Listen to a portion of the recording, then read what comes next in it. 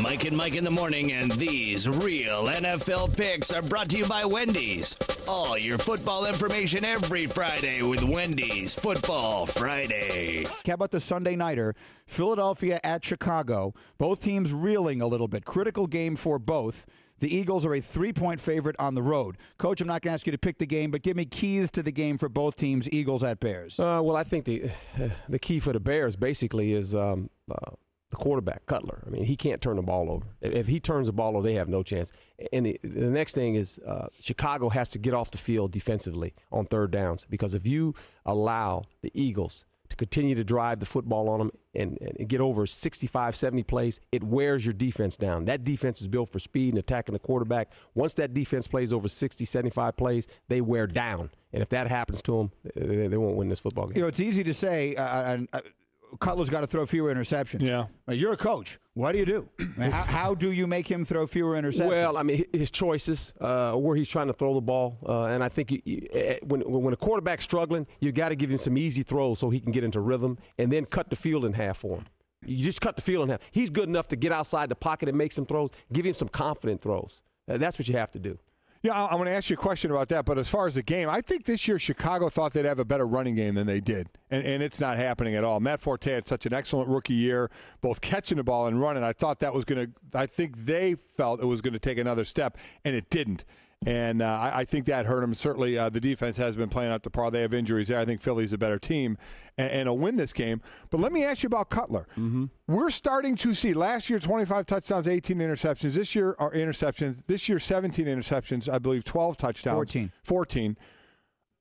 We're getting close to maybe saying, well, this is what he is. And as you said, so now you have to coach him. How do you change it? I know you said, take half the field out, right. But he's a guy that's so confident in his arm that he's going to try and make the throws. How do you break him of that? Well, that's always hard. I mean, because when they feel like I can fit it in this window, they take chances. But right now, you have to really tell him, you got to make better decisions with the football, because when you make bad decisions for us, it puts us in a bad spot. And I think he understands it. This kid, and he also understands that the pressure of the world is on him right now because everything that transpired on the offseason. But he has to make better choices with the football, and you're exactly right.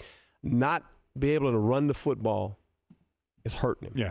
Big time. Another big game. I too like the Eagles in that game. I've been on the Bears bandwagon all year. Kept thinking they're going to turn around.